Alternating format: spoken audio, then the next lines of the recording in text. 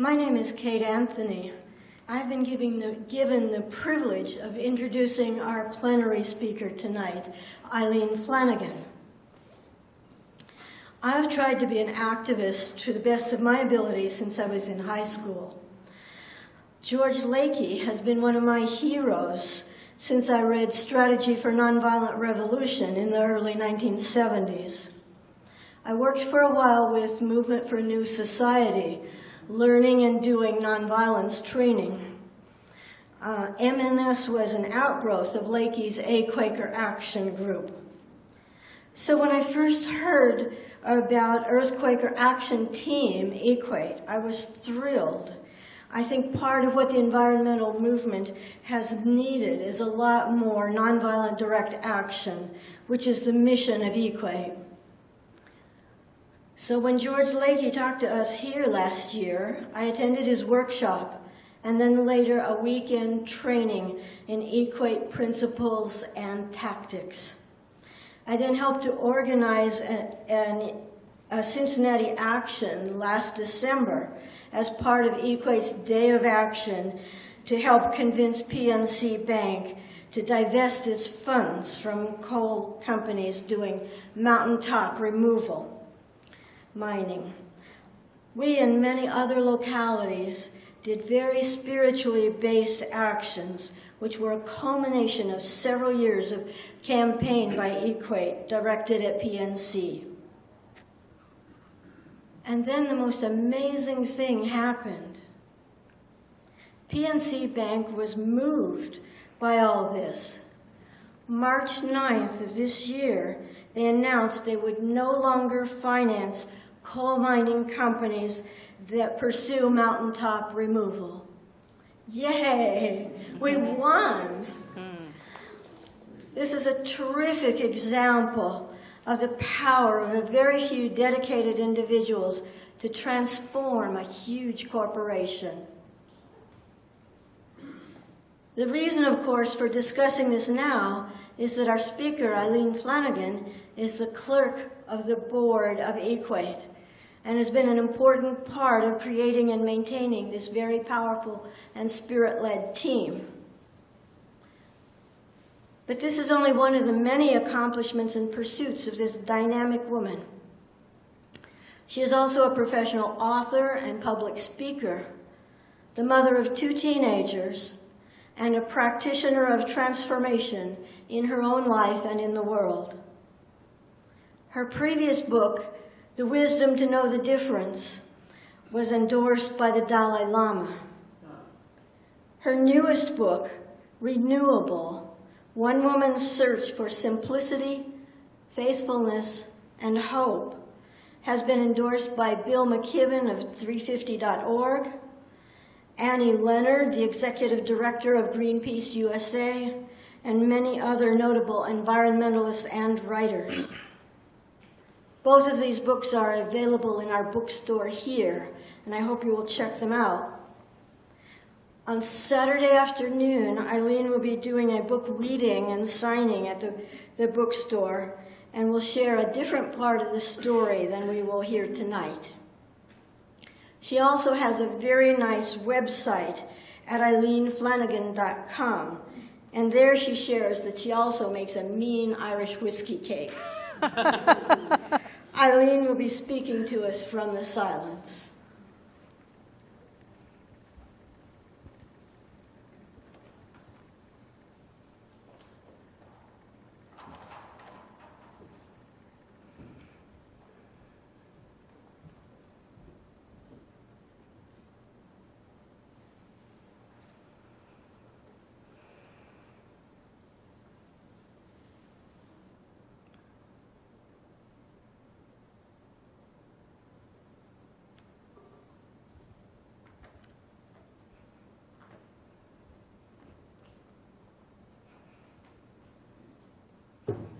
Good evening. Am I still echoing? Oh, it's because this is on.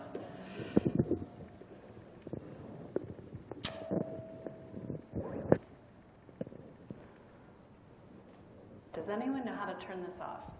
It's not on. It's not, okay.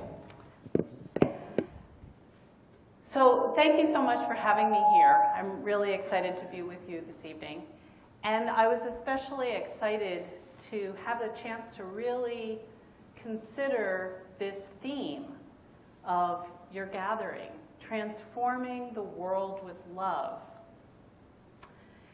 And so although a lot of what I'm going to share tonight has to do with Earth Quaker Action Team, or EQUATE, I'm going to start by trying to put our work in the context of this theme. And just to tell you my thesis up front, so there are no surprises, my thesis is that love is essential to the work of transforming the world, and that love is not enough. There's some other muscles that we Friends need to strengthen. If we're going to have this ambitious goal, y'all are ambitious, right? Transforming the world. So I'm going to start by talking about that. And I started with mountains because, frankly, I love mountains. I really love mountains. I was a Girl Scout for 13 years and then a member of my high school outing club. When I went to college, I had a kind of crisis of faith my freshman year, and I started doubting the profession of faith that I had grown up with in the Catholic tradition. And the thing that I did was I went to these mountains in western North Carolina, right near where we just had gathering. And it was in the mountains, backpacking, that I had this sense that there was something bigger than us at work in the world. I wasn't sure what to call it, but it was one of those early spiritual experiences that has stayed with me. And often when I have a question I don't know the answer to, or I need to get out of Philadelphia, I head to the mountains. And so when I think of things that I love, and social action, one of the issues I've been involved with, as Kate said, is stopping mountaintop removal coal mining. If you love something, how can you see this happen? It's a method to get the coal that's difficult to extract through traditional mining, which my great-grandfather was a coal miner. And now they're blowing up mountains to get the hard-to-get-to coal. So love compels me to care about this issue. Just as love compels me to care about climate change, although I confess that in the early years as I learned about climate change, it felt too big for me to get my head around. Back when we called it global warming, I was like, yeah, that's probably true, that's probably terrible. And having children certainly made it feel more personal. But it was really the fact that I have a connection, oops, sorry, I forgot that I have Dustin White is an Appalachian friend who has shared the personal toll on human beings of mountaintop removal. I'm sorry I skipped you, Dustin. Dustin's mother's a nurse, and she shared with a group of equators a few years ago the terrible health conditions that she sees in young children in West Virginia. And Dustin, out of his own experience, having his family cemetery destroyed and living in this area, has developed a compassion for people suffering from other social injustices, and posts about things on Facebook in a very thoughtful way that I confess challenges the stereotypes I had of people in Appalachia. I was starting to share that I had been in the Peace Corps in the 1980s in Botswana in southern Africa, and loved my village, loved my friends. This is, if anyone's read my book, this is Muddy Tupelo, who's an important character in that story. And it was actually through Muddy Tupelo that climate change started to become real for me. I was speaking with her on the phone, and it was winter in Philadelphia and summer in Botswana. And I said, oh, is it hot? And she said, yes, it's 45 degrees. Yeah, you can tell the scientists. That's 113. And so I started researching climate change in Africa and realizing that the people who did the least in the world to create climate change were going to be and are already suffering the most. And that heart connection woke me up to that issue in a new way. It makes me think of that John Woolman quote, "Love was the first motion." Woolman said that in relation to a trip that he took to visit Native Americans in the upper part of Pennsylvania. And I went back and reread the original source to make sure I understood what he meant. And Woolman was always checking whether his leadings were really from God or not. And in this particular quote, I think he's talking about the kind of love I'm talking about, a heart connection. But I think that for both of us, it was very connected to the movement of the Spirit. And he was happy to report in his journal that it had been love that motivated him to take this trip. And that's how one way I see love contributing to our work for social change, is that love can wake us up. If you love something, if you love someone, if you love yourself, if you love your children, if you love the planet really deeply, and then you begin to see the things that get in the way of love, it can be an awakening. Doesn't necessarily move us into action always, but awakening is the first step. This year I've been thinking a lot about love in relationship to racial justice work. And for me, again, it's been relationships with people that have woken me up to issues of racism. But I feel like it's an ongoing waking up. I can't hear the news of another black woman killed by the police without thinking of my friends who fear the police in a way that I don't. This is a picture of my friend Hillary Beard, who some of you may know her work. She's a writer. We're both writers. She is way more successful than I am. She's written so many books, she can't remember how many books she's written. And a few of them were New York Times bestsellers. And some of them are about health, and some of them are about issues around racism. And we often work together because we're both writers. We'll often meet at a coffee shop with our laptops. And on Monday, we were working together, and she shared that she had just gone to this conference of over 100 people. As is often the case, she was in the racial minority. And she said to me, just very offhandedly, "Oh, I had such a great time. I really loved this group. I went 4 whole days without any microaggressions." Does anyone know it? People know what that word means? The little hurtful, obnoxious, often unconscious kind of racial comments. And I know that she deals with this stuff, but because I love her, I have to hear that 4 days is a long time to go. I have to listen to that from a different place when I love someone. Just like in my marriage, in a way, sometimes my husband says things I don't really want to hear. And I don't always agree with them, but I have to listen when I'm coming from a place of love. Love also calls me to act in a different way than an intellectual understanding of something. And I'd been thinking about this, that love calls me to be an ally, not a savior. And I was really grateful that this idea came up at dinner. Vanessa July, who we traveled together on the way here from Philadelphia, Vanessa's here to support whatever work may arise out of last year's White Privilege Conference. And we were at dinner, and this idea of love came up. And she said that from her end, it feels very different when white people are trying to work on racism out of a sense of love and connection and being affected by it themselves because there are people in their family who are extremely close to them. And that makes sense to me.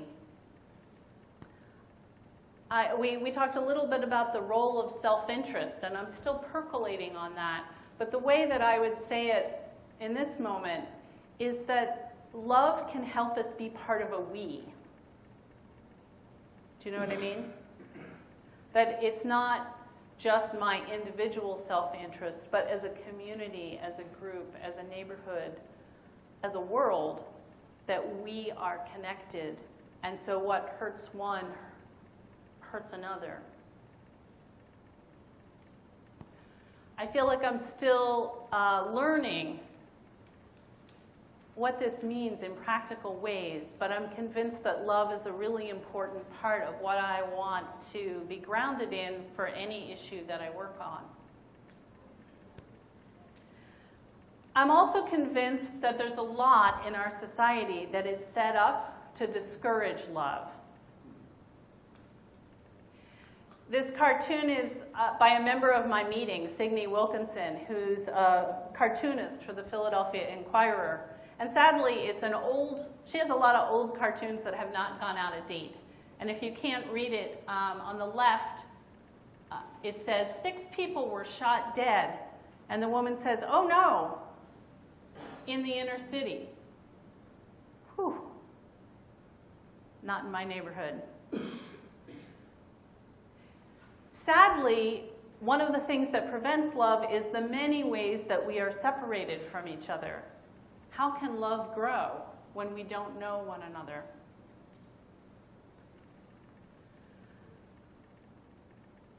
Beyond that, we live in a world with an extreme imbalance of power.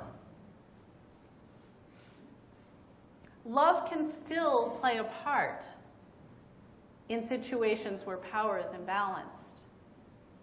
Love can show up. But it's clear that there's a lot in this picture that gets in the way of that. And that means that if the man on the left tries to bring love to the encounter, it might work. But he can't control what the people on the right are doing. Reverend Clementa Pinckney of Charleston, South Carolina, invited someone into his church with love and was met with bullets. And I know that this is a hard message, friends, but I feel like sometimes we talk about love in the way that we talk about light. Many of our Quaker organizations will use like a little candle to talk about light. Have you read Margaret Fell? The early Friends thought of the light as something very challenging, that your inner light would reveal things that were difficult.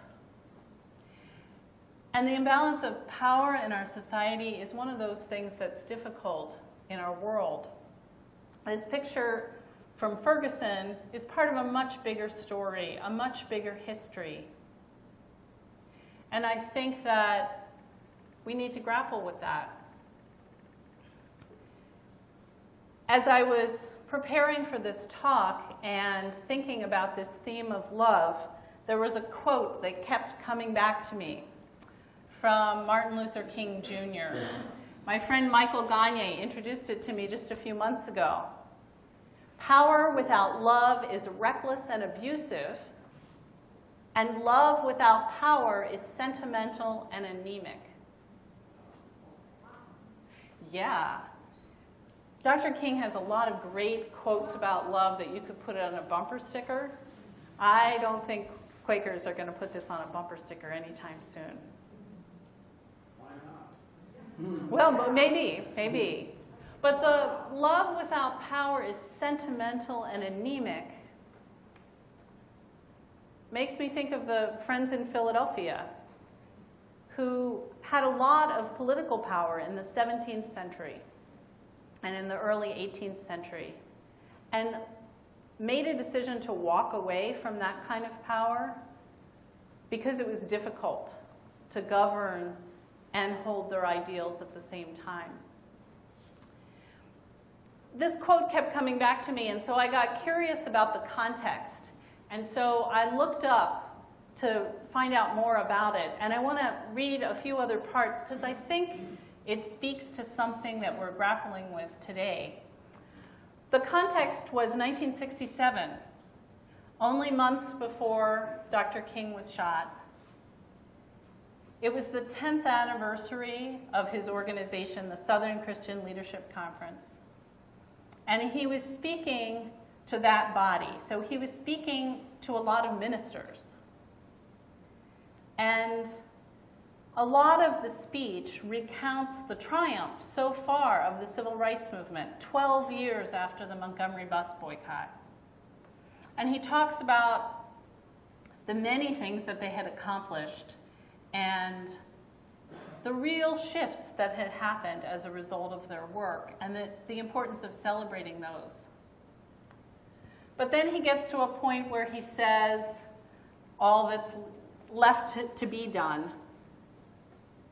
He says, with all the struggle and all the achievements, we must face the fact, however, that the Negro still lives in the basement of the great society. He is still at the bottom, despite the few who have penetrated to slightly higher levels. Even where the door has been forced partially open, mobility for the Negro is still sharply restricted. This was almost 50 years ago. And when he asks himself why and what needs to be done, he concludes that a lot of it has to do with economic power. That was what Dr. King was working on at the end of his life, was economic justice, and realizing that that was needed to be part of the equation, not just desegregating the lunch counters. And he comes around to this idea of power, and he says, now power, properly understood, is nothing but the ability to achieve purpose. It is the strength required to bring about social, political, and economic change. And he quotes someone else who gives the UAW as an example of a group of people who have organized and are able to push General Motors to do to say yes when they want to say no, a powerful corporation. King goes on, one of the great problems of history is that the concepts of love and power have usually been contrasted as opposites, polar opposites, so that love is identified with a resignation of power, and power a denial of love. And that's the context then of this quote. Now we got to get this thing right. What is needed is a realization that power without love is reckless and abusive, and that love without power is sentimental and anemic. At this point, his audience was saying yes and amen and stuff. Thank you.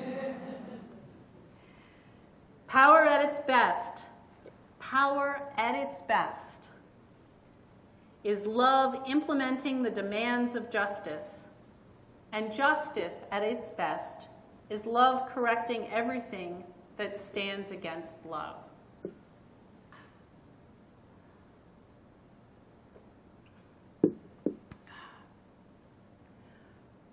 I think this idea that we need to act out of love, but that we need to do it in ways that actually can affect change, is a big part of what led to the birth of Earth Quaker Action Team.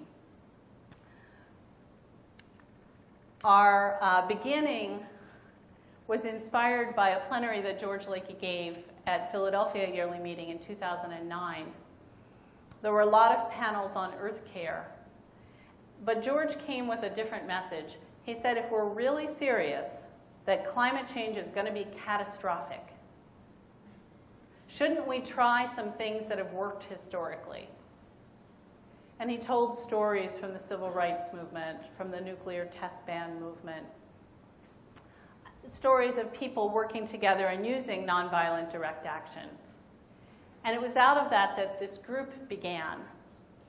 I did not join immediately. I wasn't one of the founders. But I did call George up and interview him after his speech. And I was in the place that I think many friends have been, and I heard a little echo of it in this afternoon's discussion and business meeting, I said to George, how can we really challenge, who can we challenge? What's the equivalent of the lunch counter? Aren't we the cause of climate change? Aren't we complicit? And he said that social transformation has always involved individual change and societal change. He said that as a white man in the 50s, he could join the civil rights movement. He could work on his own internal racism and still go to the sit-in. And that in terms of climate change, we could take short showers. We could be vegetarians or drive Priuses or bikes or whatever, and still challenge corporations that are fueling climate change. And that perspective really helped me because I realized I had been stuck in guilt about the personal stuff. I'm not perfect, I'm not pure, what can I do? So that perspective was very helpful, but it wasn't until this incident that I actually joined the group.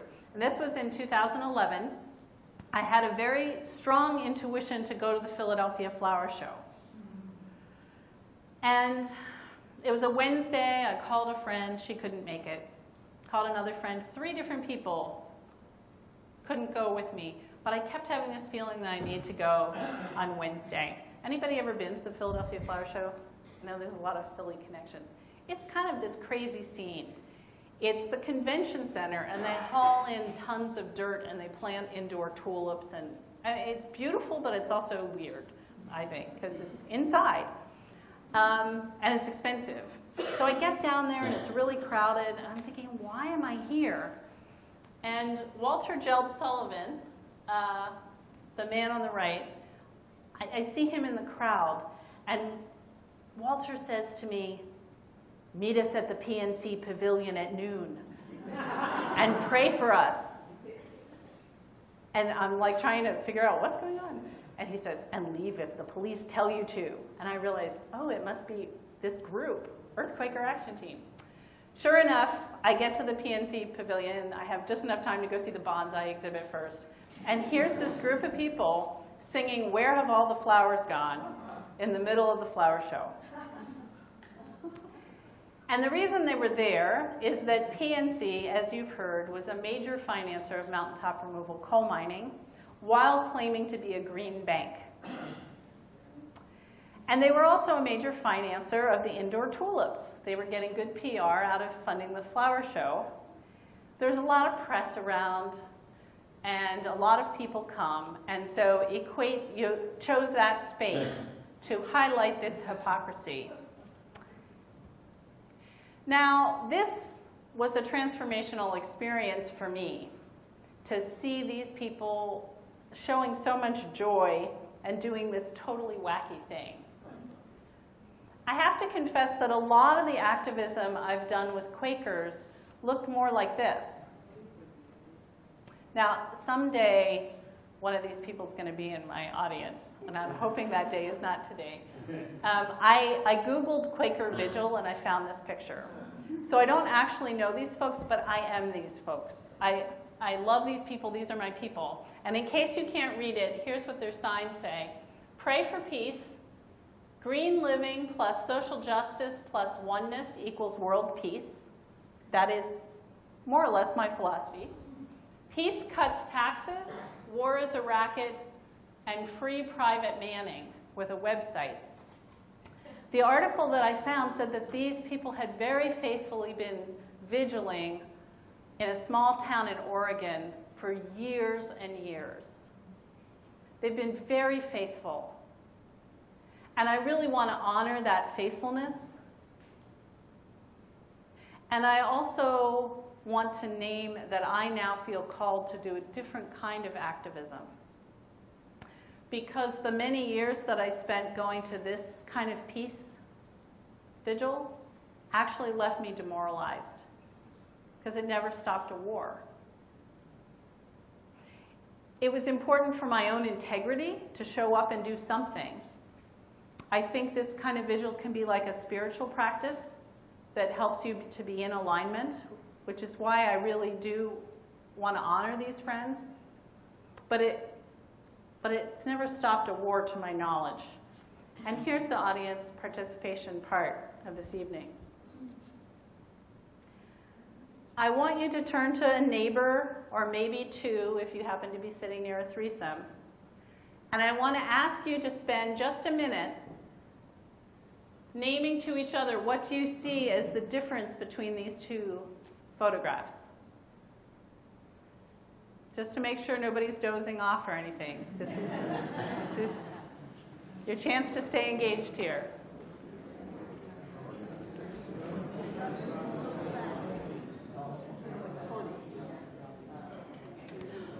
All right, let me just ask for a few, and rather than run the microphone around at this point, I'll repeat what you say so that everyone can hear. What were some things that people noticed? The ones on the right seem to have more of a unified message. Yes, the people on the right have a unified message. It's a terrible photo, I'm sorry. The t-shirts say Flower Crimes Division, which matches the crime scene tape that they put up around the PNC pavilion. What else did you notice? Yes. They're having fun. They're having fun. They're dynamic, they're involved, and you want to work with them. Great. Yes. Lots of fun had here in the back.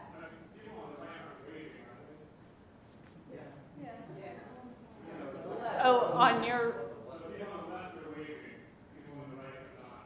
Huh. That's true.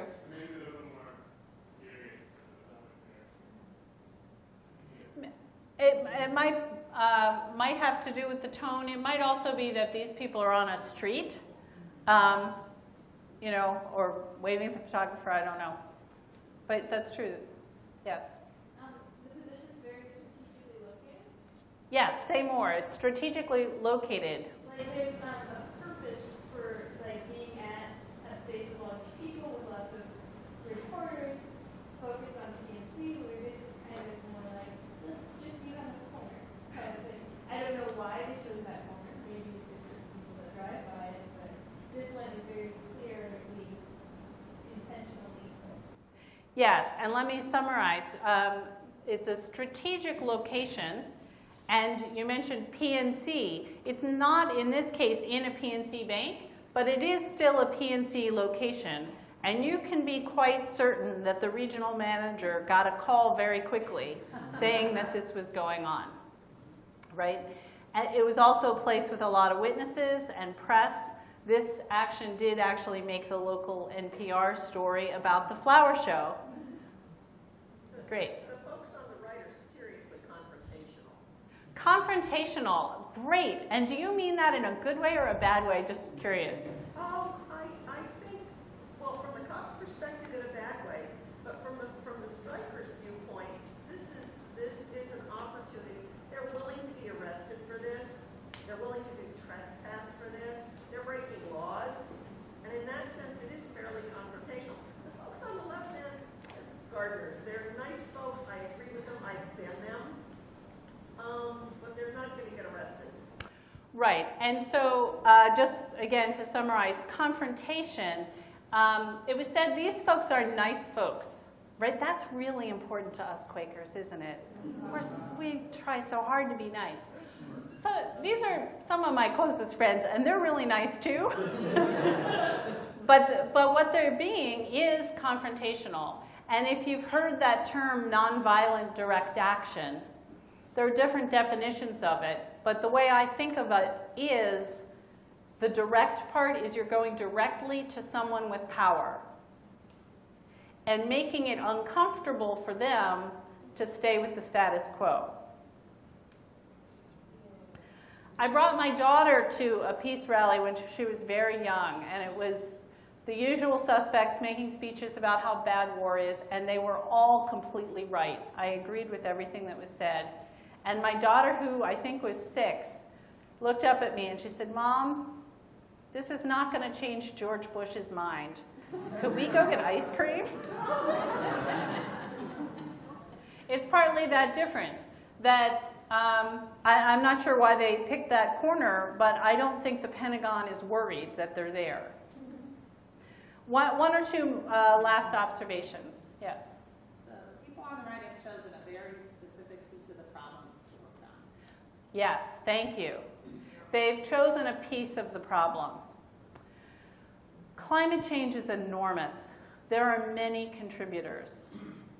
There are many companies doing mountaintop removal.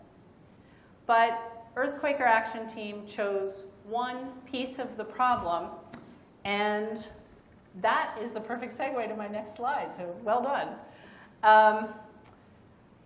And this was really, if there's one thing that George has said over and over until I finally got it, was the idea of a campaign is to pick one issue and to really focus on it with persistence and one target, one piece that is bigger than the decision makers would do on their own, but is still within the realm of possibility. They could do it if they were sufficiently motivated.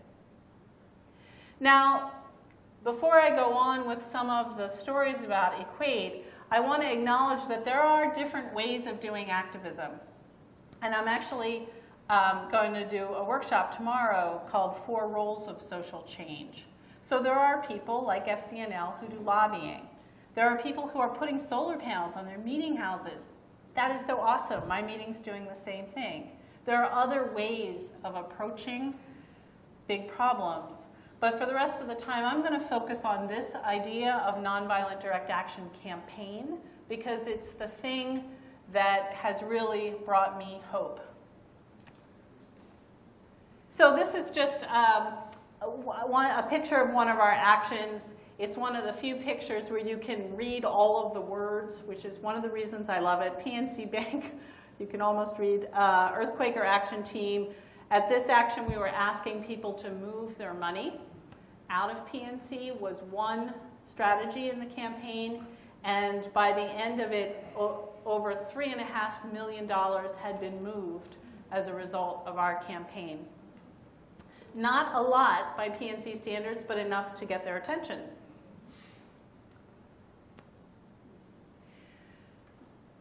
One of the things that I've loved about this group is that we have a strong ethic of empowering each other, of experimenting.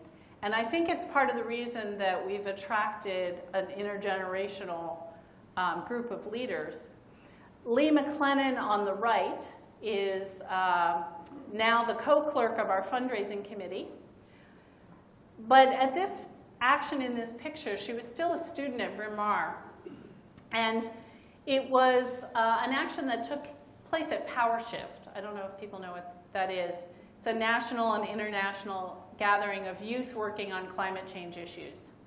And it just so happened that that year, the U.S. PowerShift chose Pittsburgh, PNC's corporate headquarters, in 2013. So that kind of seemed like a gift to us, and we wanted to go and organize some actions in Pittsburgh. And it was our young leaders who said, let's model something different.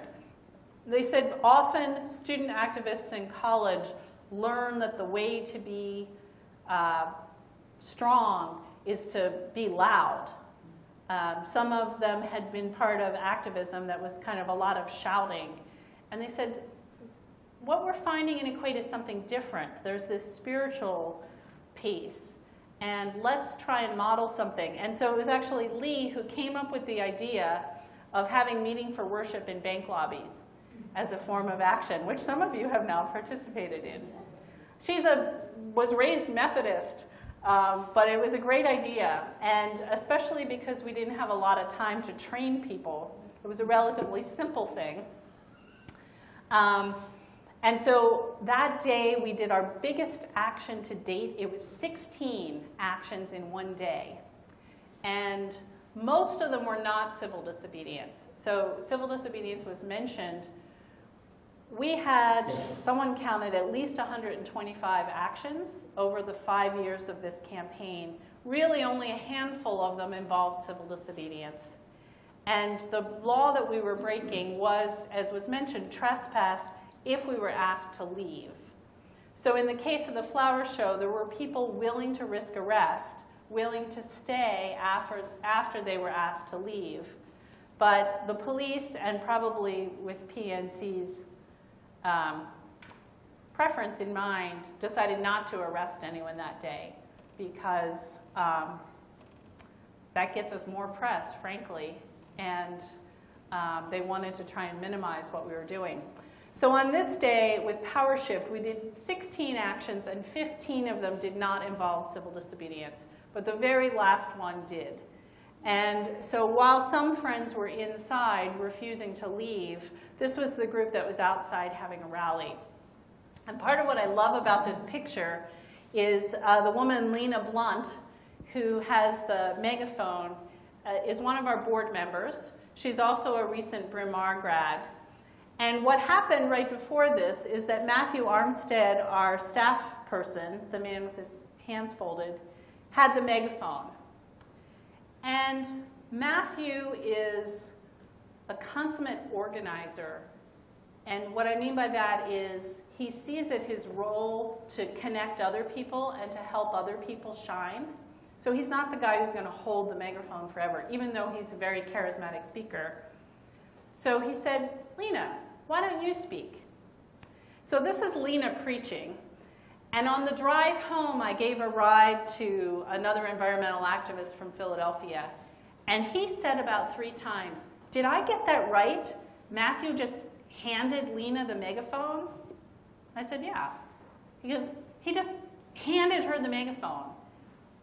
Like, it wasn't planned. He just handed her the megaphone. I was like, why is this so hard to understand? And I realized that he comes from a culture where the executive director gets the megaphone. And then the executive director passes it to the next executive director of some other organization. And it's very scripted. And part of what was different about our action was spontaneity, but also a trusting of the gifts of each other. A trusting that anyone can give ministry. Anyone can speak truth. Matthew also happened to know that Lena would be great at it. But there's something about that that I think is important, about lifting up each other's gifts, and it's a way that we love each other while doing the work. We also have a strong culture of supporting people when we ask them to take risk. So this was my first time committing civil disobedience, and my support team, Ingrid Lakey and Amy Ward-Brimmer, meeting me when I walked out of the police station. This is a Quaker tradition that some of us are practicing. I know FGC has really been trying to lift up the Quaker tradition of supporting each other, of sending an elder or a companion. But I'm not sure that all friends really know that they can ask for support. I was very grateful that when Vanessa heard I was coming, she immediately emailed and said, how can I support you while I'm there? I'm grateful to the others who worshiped with me ahead of time. And I want to lift up that Quaker tradition that goes right back to the beginning, that we don't have to try to change the world alone.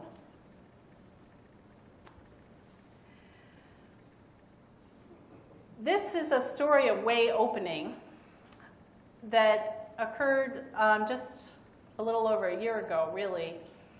But it dates back to 2013. At the end of the gathering in 2013, Laura Melly emailed me. Some of you may know Laura from FGC. She emailed and said, I think you really need to talk about the youth. You need to talk to the youth in SEYM. And I didn't even know what SEYM was. Yes, Southeastern Yearly Meeting. She said there's some teenagers in Florida who really want to get involved with Equate. And I learned that there was one 17-year-old who had a leading to work with us. She went through her whole yearly meeting structure to get a minute. The whole body endorsed her leading to work with Equate. And I was like, wow, that's great. I really don't know what to do with a Quaker in Florida. We were very regional at that point, but that's amazing.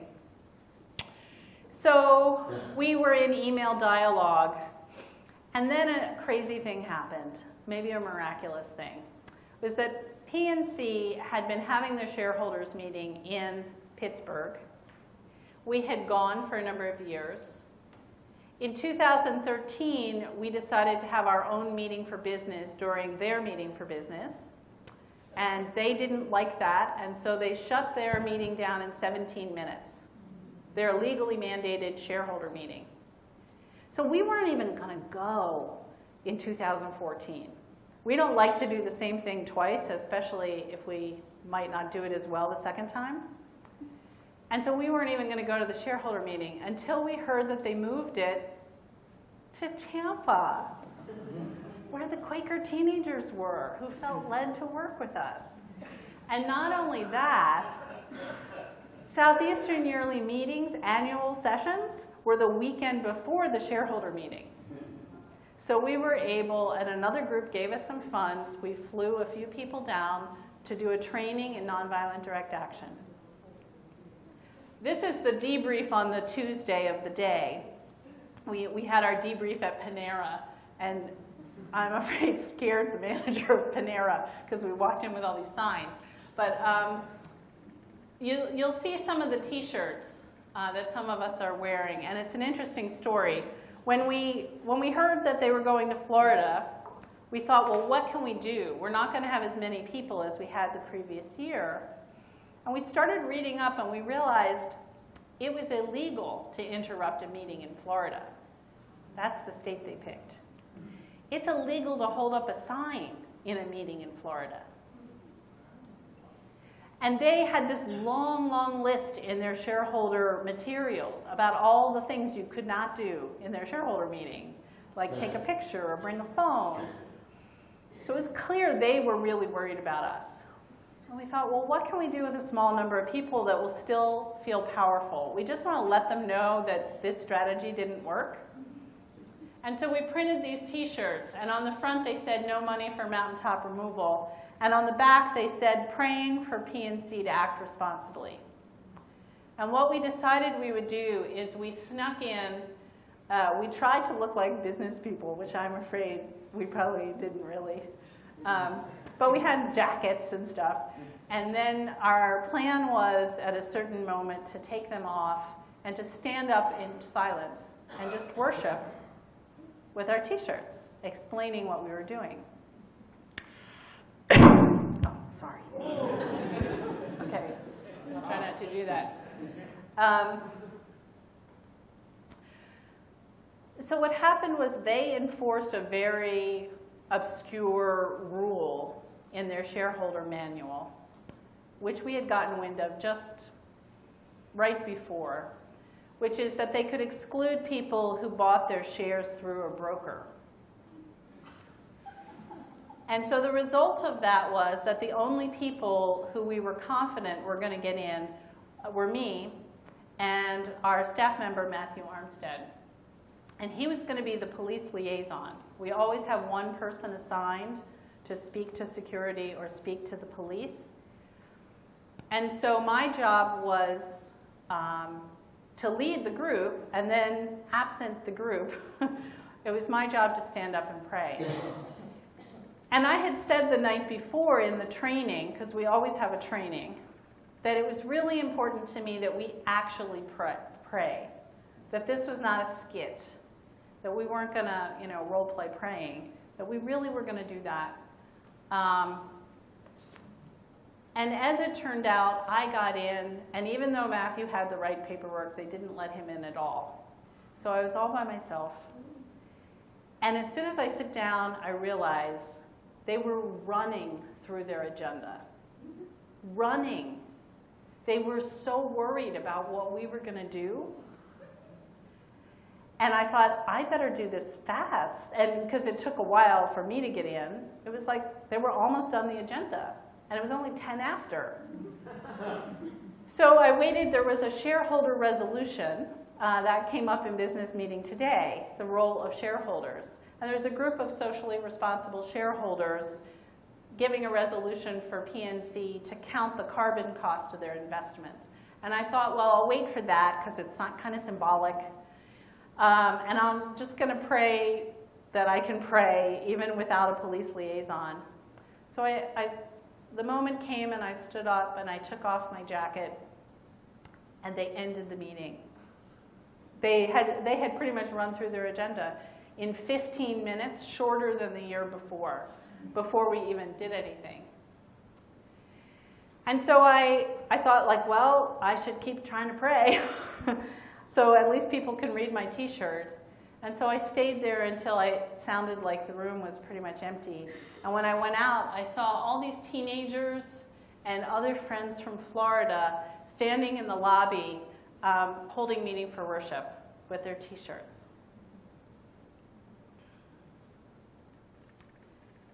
When I was in there by myself trying to figure out how to ground myself, the person who came to me was Dustin White, our friend in West Virginia. And this remembering that we're connected, remembering that what we were doing was connected to the mountains, connected to the people.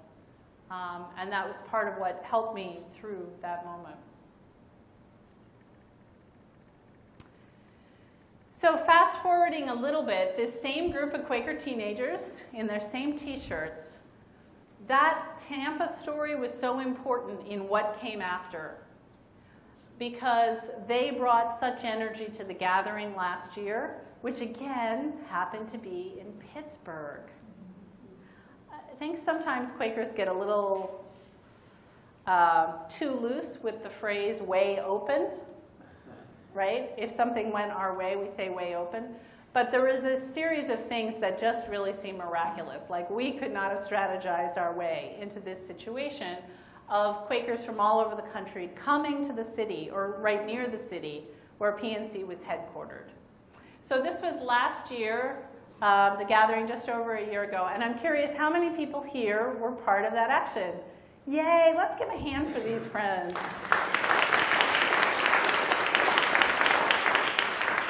We had 200 people, 175 of them, I believe, came from gathering. We went to 6 different locations and tried to have meeting for worship in the bank lobby. Some got in and some didn't, to give people an experience of direct action and not just, a big rally. And then afterward, we wanted to stay in touch with folks.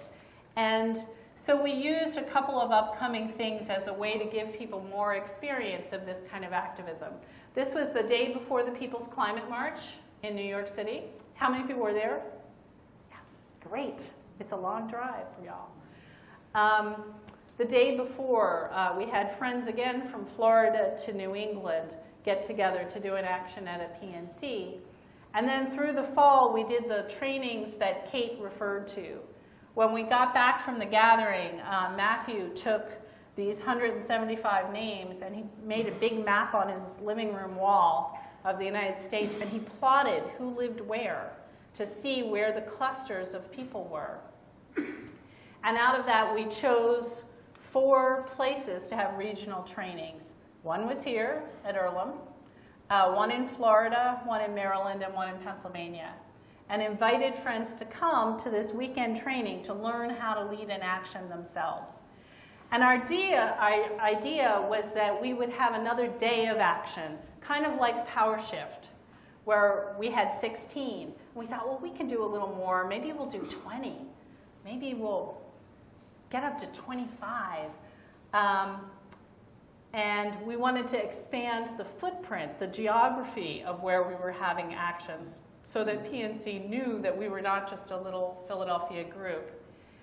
And so on the day of actions on December 6th, we started getting photographs sent to us from all around the country. Anybody here? Well, I won't embarrass you.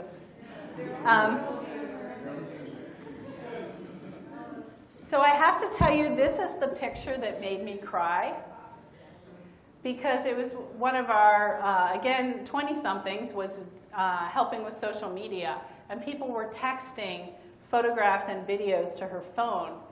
And she was like, who are these people? I've never seen them before. Where did they come from? And I looked and I didn't know either. But there was something so touching to me to see friends from around the country doing things that I knew probably were weird and uncomfortable for them, probably a new boundary. And I assume that this came out of George's talk last year about building a mountain in the bank lobby. I think he told a story about people doing that. Your mountain is way nicer than the one in that Swarthmore action. But it was very moving. And by the end of the day, we had 31 locations with over 300 people. The people in Florida had the best weather. They also had the highest number of teenage action leads. They had a couple actions where there were teenagers leading, which was just great to see. A lot of parts of the country were raining that day. In Philadelphia, it was raining quite a lot. But we had 13 states in the District of Columbia. I think this is Erla. Is that right? Indianapolis. Okay. Sorry. Cincinnati. How about Yellow Springs? Everybody who was part of one of those December 6th actions, raise your hand. Yes. Can we just give and the last applause was really late. How about a little bit more for yourself? Great.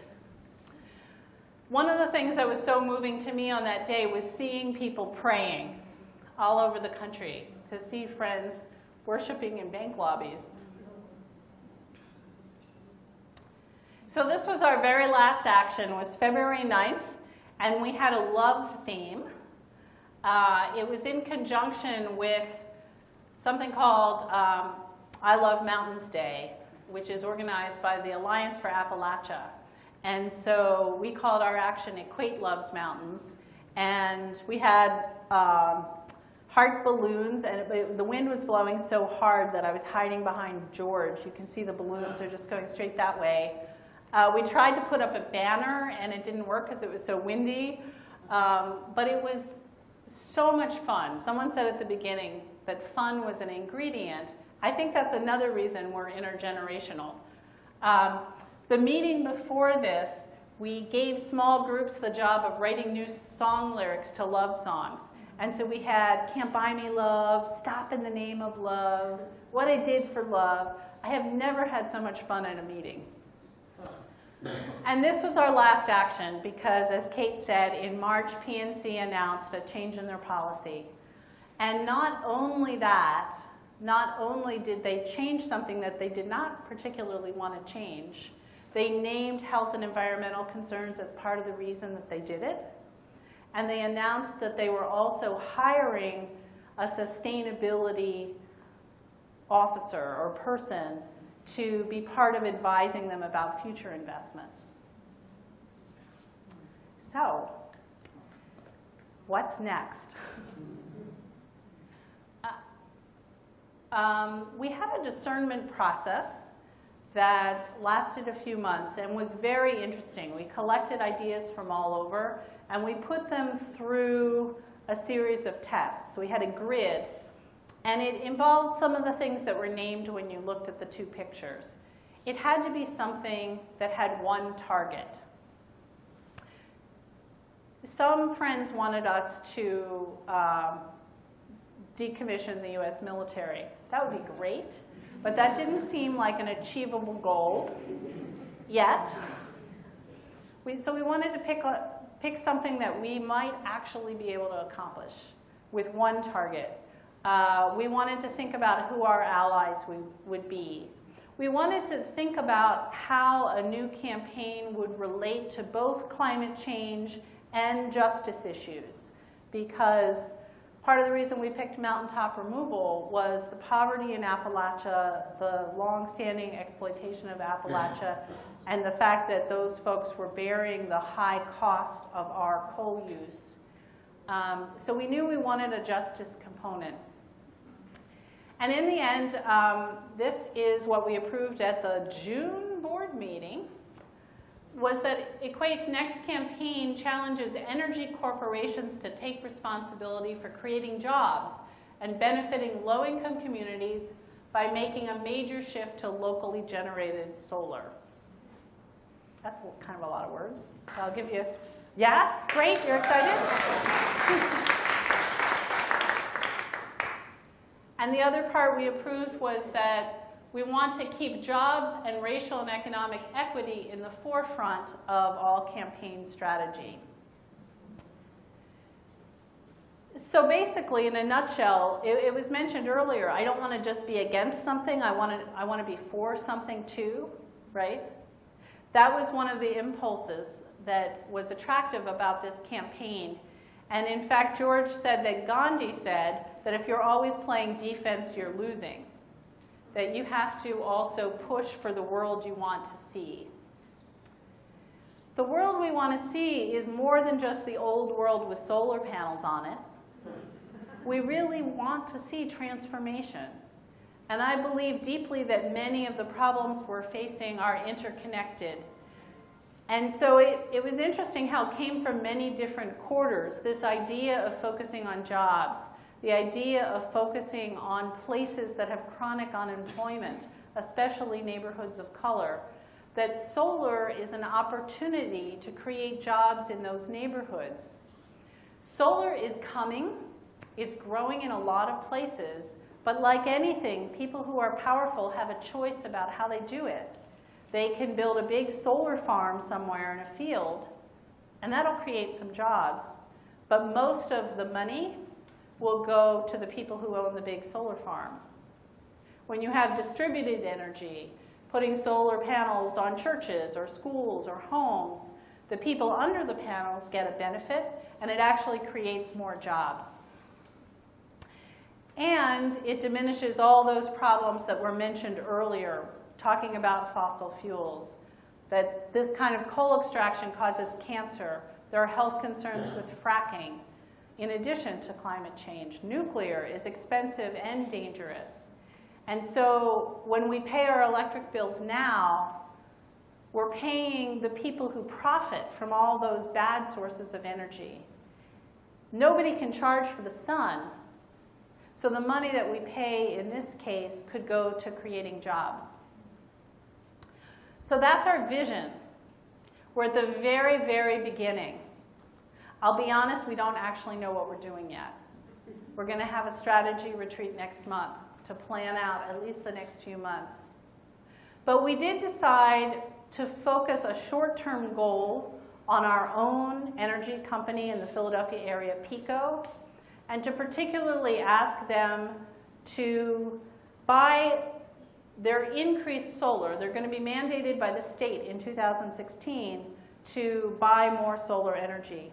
And we are going to push them to support the building of solar panels in North Philadelphia and the hiring of people, particularly from that neighborhood, which is a neighborhood with long-standing chronic unemployment. We're practicing how we talk about this.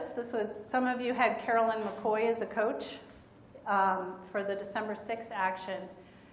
We've just started by doing this thing called street speaking, where you go out and you just practice talking about the thing to kind of build our boldness muscles and to figure out how we're going to explain this more briefly than I just explained it to you. But so that's the first step that we're taking, and we're also trying to meet with the head of PECO to share this.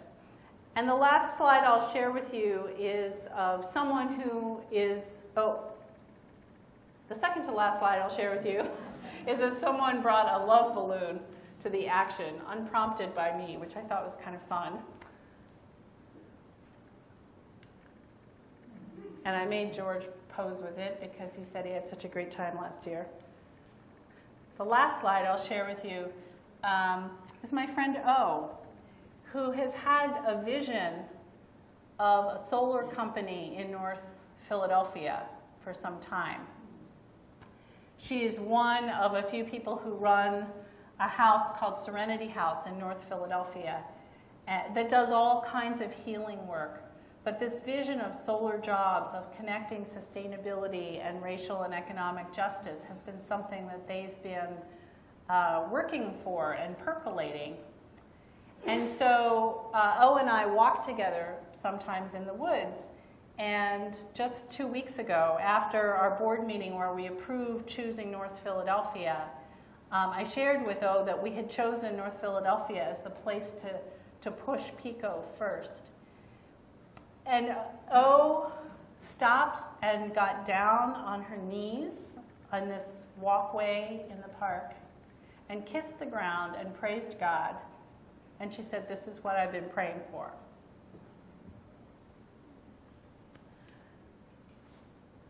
I don't know if we can live up to that. But it's encouraging to me at this moment of feeling like I don't know how we're going to do this work and stay grounded in love and not that thing of being the saviors, which we don't want to be. Our goal is to create a space that they can step into, that they can solve the problem that we're going to create for PICO and maybe eventually other utilities. But it's a step in faith. And so I'm really grateful to be able to share this stage of the campaign with you and ask for your prayers and your support. And if we could maybe just end with a few moments of silence, then I'll be happy to take some questions.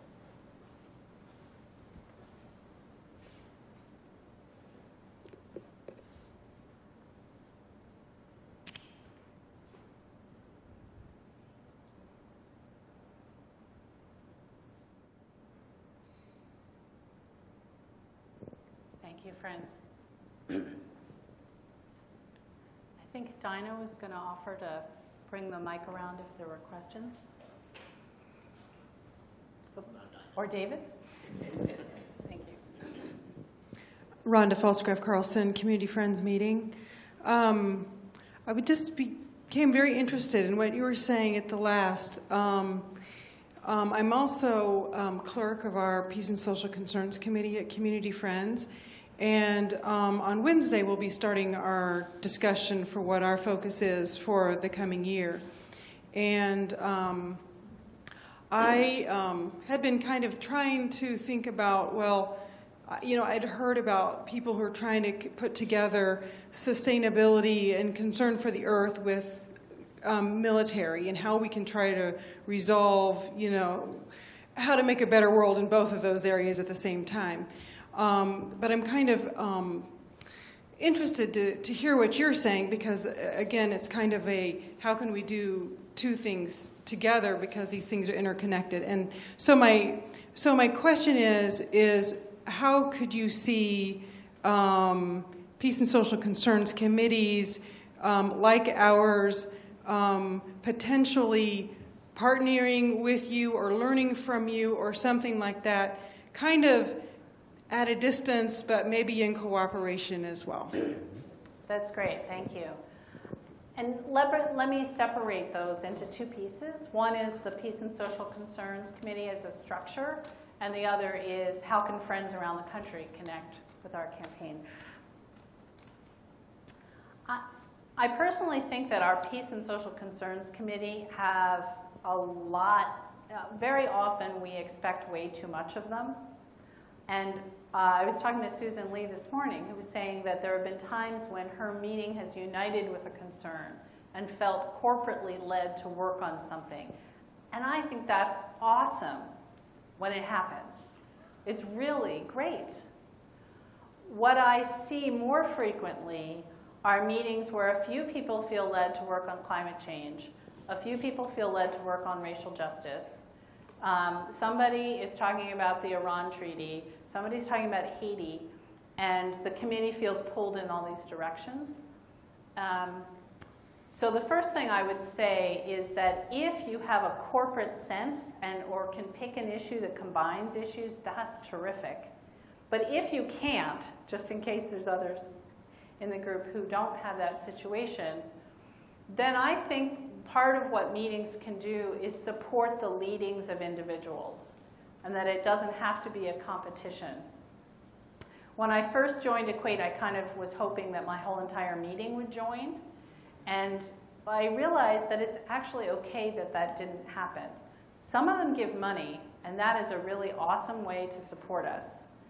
But not many have acted, but I feel prayed for when I travel. The meeting has given some money for me to travel. There are lots of ways that a community can support a ministry even if the whole body doesn't find unity around it. So I just want to say that for starters, because a lot of Peace and Social Justice committees with various names struggle with that issue. In terms of how people say in your region could connect to our new campaign, the truth is that we're at the very beginning, and I don't know the answer to that yet. I know that we were so excited to see people around the country participate, that you all were on our hearts as we were discerning. And this is the campaign that could most easily go national. People everywhere are dealing with this. Utilities everywhere are going to have to increase their renewable energy by the clean energy standards. And so there's potential in lots of places. And many places will find that their local utility is actually owned by the same national corporation. So our utility, PECO, is owned by Exelon. I don't know if anybody in this yearly meeting knows who owns your utility, but we're hoping that down the line there might be this groundswell that is able to have a bigger effect because it's happening in lots of places. We became very clear that we did not have the capacity to support that groundswell right now. We're still figuring out what we're doing in the PECO area. But we will be very excited to share what we figure out about that. And if people around the country are excited to do something similar in your communities, we'll be very excited to see that happen. Also, I'll say if people are excited to take the lessons they've learned from participating with Equate and challenge their local police department or challenge fracking companies or any number of other things, we will also be really excited to hear about that. So, sorry that wasn't a concise answer. Other questions?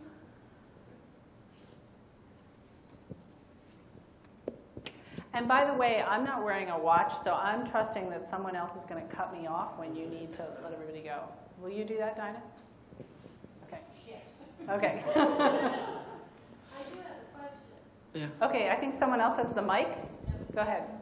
So my question was sort of referring to your reference to nuclear power as being significantly more dangerous than other forms of power, and I guess I'm actually kind of disputing that because in all of history there have been 2 level 7 nuclear accidents, which is actually significantly less than the number of extreme fatality accidents that have happened while mining coal or various other resources. And I would say nuclear power, although in its more outdated Cold War era style of practice could be dangerous, I think nuclear power and solar power both hold potential for taking us into the future.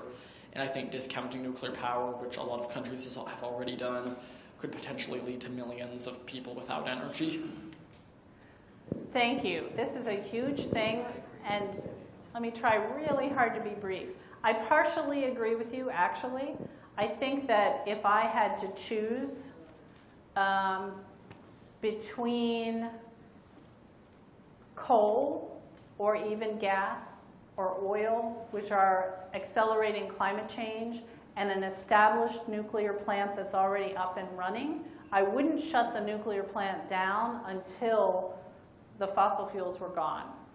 I think in terms of climate change, an established plant isn't as bad. However, I do think there are health issues when there are accidents, certainly. And I'm speaking just for myself now, not at all representing Equate.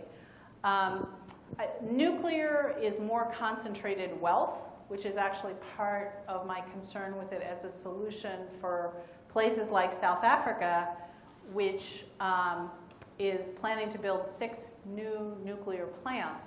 It's an enormous amount of money that could actually go into rooftop solar and produce the same amount of electricity with benefits for local people. And part of the reason they're not, I think, is the big money that's made off of nuclear. It's a really complicated issue, and maybe we can talk more, but my nutshell is that it's complicated.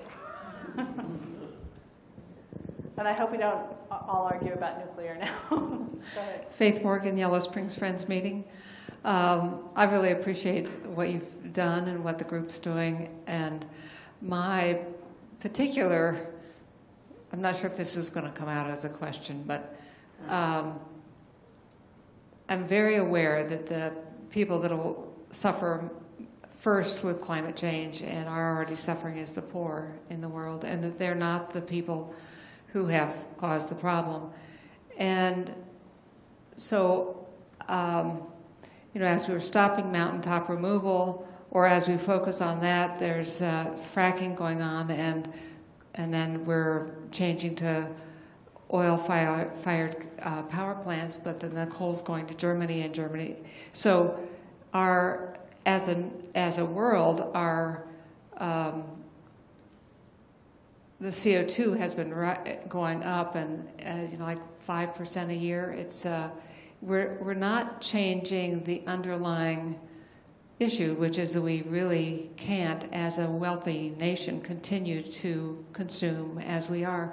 So I really appreciate what Equate's doing, but I'm feeling very humbly, I don't know if I can even do it, but called, I think, our friends' meetings, if we really do care about the future, we have to start addressing that we are part of a very wealthy nation, and we just have to use less. All the solar that we can put up is still, like Ohio, where I'm from, is I think has 1.4% renewables, and that's just a drop in the bucket. And no matter, we just have to cut back. So are you addressing that in any way? So Equate felt that there were many friends already speaking about our consumption, and many friends struggling to figure out how to reduce it. I do not live a perfect carbon neutral life, but I've done a lot of things that I can do. And personally, I've found that being involved in this kind of action has made it easier for me to eat vegetarian or to hang my clothes on the line, because I'm not in despair anymore. I was really stuck in despair. So I would say, yes, put solar panels in our meeting house, but also let's pressure our utility, who has the capacity to put up a lot more solar than we have. Earth Quaker Action Team only targeted PNC, but even American Banker magazine has, and the New York Times mentioned us too, have credited our campaign with influencing a number of other banks that have pulled out of mountaintop removal coal mining. So drying up the profit might actually keep coal in the ground.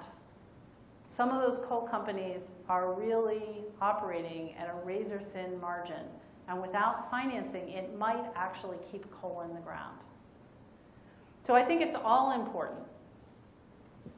And divesting from fossil fuels helps to reduce the influence of those fossil fuel companies when they go to lobby. And Diane's up against Exxon. Chipping away at their, credibility plays a role in diminishing their power in this situation. How are we time-wise? You go ahead. Oh, did somebody have the mic? Yes. I am Isaac Snedeker-Morshek from Yellow Springs Friends Meeting. Hello. Hi, Isaac.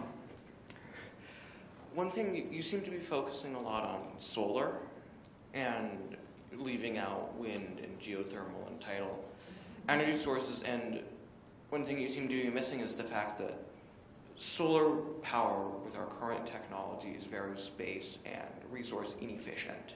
You need a lot of solar panels over a lot of space using a lot of resources to generate large amounts of power, and it would be definitely more space efficient to use wind or geothermal energy in the places that use it.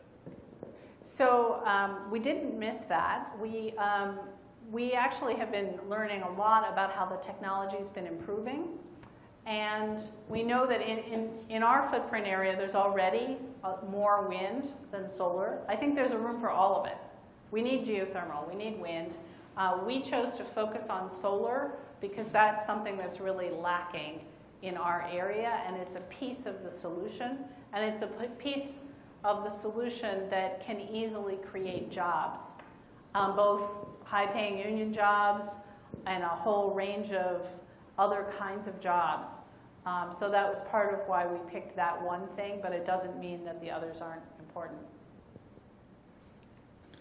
Maybe to close out your presentation on the PNC action, you got a positive response from PNC.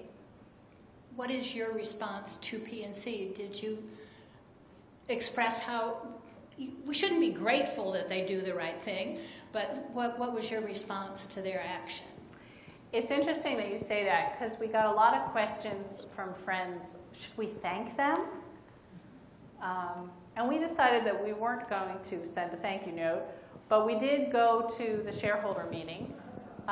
Again, we didn't interrupt this time, very quietly, and the CEO came over and shook the hands of our people who were there. And we acknowledged that we appreciate that they did the right thing. And we also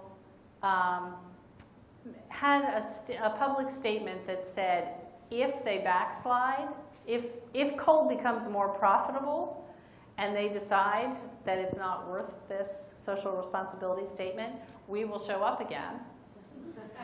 And Walter Sullivan, who was in my first slide of Equate, made a statement calling on PNC to invest in Appalachia, to not just stop mountaintop removal, but to look for positive ways that they could invest there as well. Is this the last one? Great. I am impressed with your work with coal, and my question is, why not fracking? You and many other people in Pennsylvania have asked us why not fracking, and it was really the issue that got the most other consideration. And the basic reason is that there are a lot of people working on fracking already. There wasn't a clear one target because there are different fracking companies. One angle that we considered was there is a water company that's taking our clean water and selling it to fracking companies and polluting it. So we looked at that as a possibility, but that was very, very local. That had no potential to go national or expand geographically. Basically, we just didn't find the way to do it that seemed to make sense for us and to use the gifts that we were bringing to it. And in our region, there's lots of people working on fracking already. So the connection that I would say is that building up solar will make it a viable alternative to natural gas when the clean energy standards that are coming hit, and utilities have a choice of how, as they eliminate coal, what are they going to buy instead? I hope that the people fighting fracking are really successful, and I hope that we build up the alternative at the same time. I think that's it time-wise. Thank you for your attention.